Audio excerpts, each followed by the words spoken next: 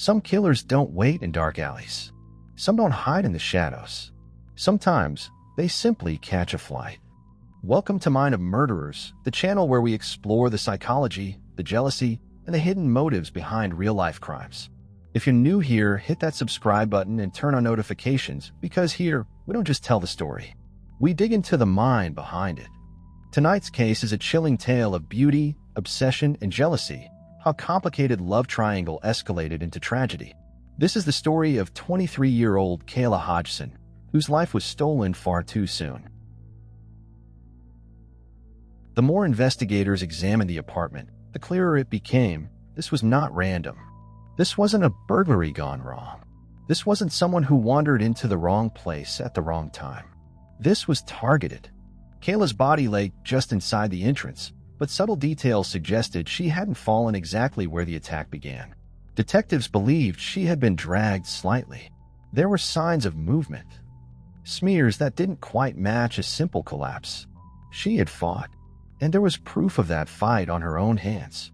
One of her fingernails had been completely ripped off, not just the acrylic overlay, but the natural nail beneath it. That doesn't happen easily. That happens when someone is clawing, grabbing, trying desperately to survive. That tiny fragment of nail would later be collected for DNA testing. In cases like this, the smallest detail can become the loudest evidence. The broken hookah nearby told another part of the story. The glass base had shattered during the struggle, but something was off. Large pieces were missing. They weren't scattered naturally across the floor. They had been removed. Then investigators noticed something even more disturbing. Parts of the kitchen island appeared wiped down. Not perfectly cleaned, but smeared, as if someone had tried to erase fingerprints or blood evidence in a hurry. That meant one thing. Whoever did this didn't immediately run. They stayed, moved through the apartment, and they made decisions. And then came the detail that sent chills through the scene: the bloody footprints. Visible in red against the tile were shoe impressions with a clear brand marking, BB. Detectives quickly learned Kayla owned pink BB slide sandals, fuzzy straps, rhinestone lettering. But when her mother was contacted, she confirmed those slides were missing from the apartment. So if Kayla wasn't wearing them, who was? The prints circled her body, moved toward the door, then continued outside, down the stairwell, across the walkway, fading slowly as they reached the parking lot. Someone had stepped into Kayla's shoes. Literally. Then a witness came forward. A 16-year-old neighbor reported that around 2:30 a.m., a woman dressed in black knocked on her door. She claimed someone had stolen her backpack from the stairwell and said she was knocking on every door to find it. But there was no evidence anyone else had been disturbed.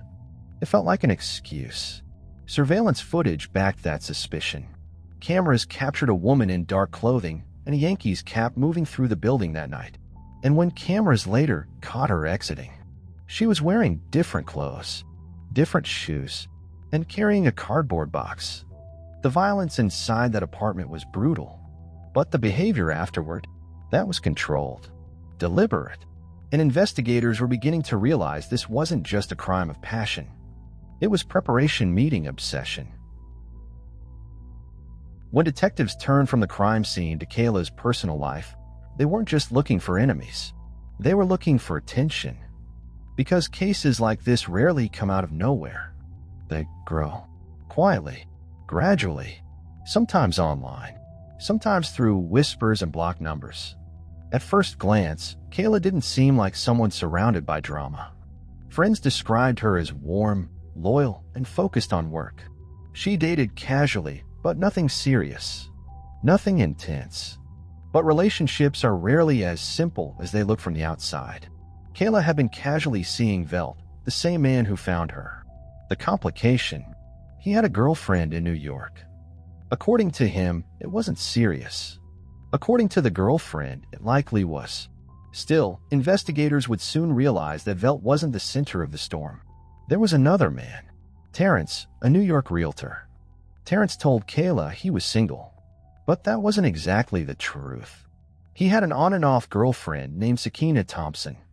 And Sakina knew about Kayla.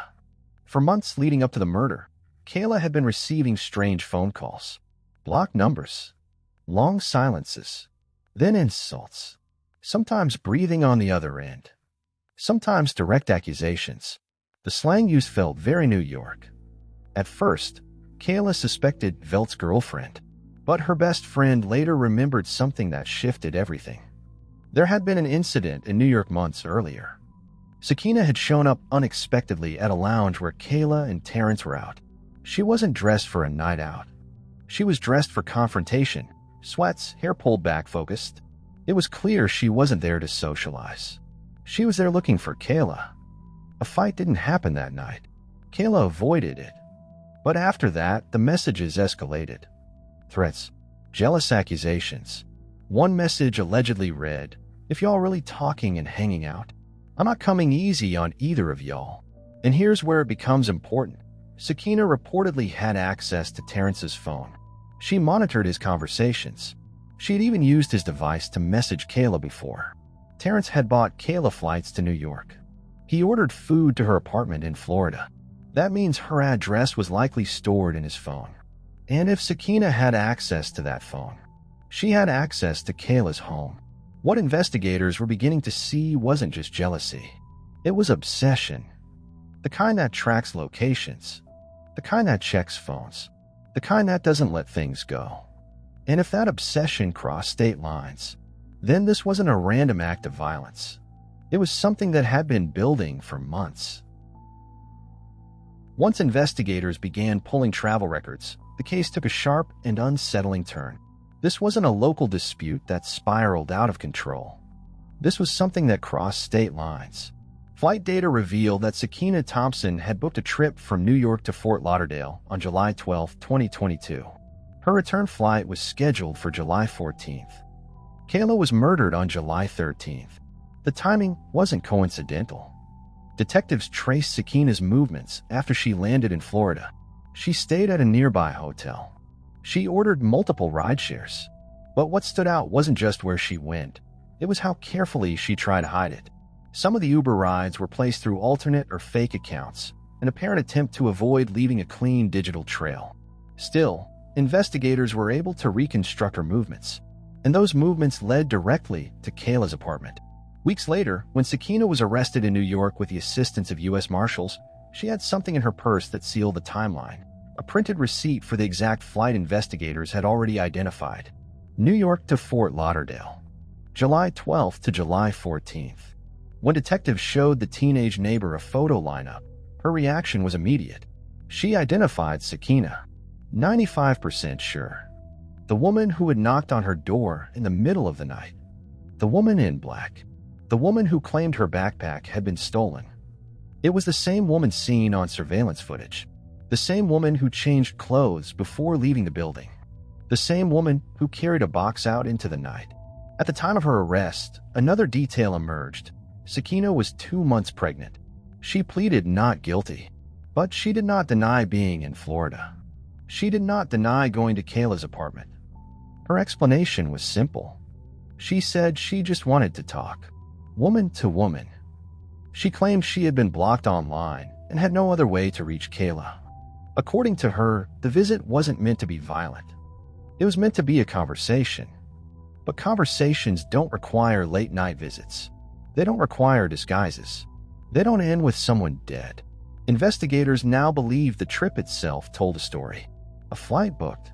A destination chosen. A confrontation planned. And whatever Sakina believed she was flying to Florida for, only one person didn't make it out alive. Next, the courtroom would decide whether this was a moment of uncontrolled rage or a murder that had been planned long before the plane ever took off. When Sakina Thompson finally faced trial, the courtroom became the stage for the darkest details of that night. Sakina testified in her own defense.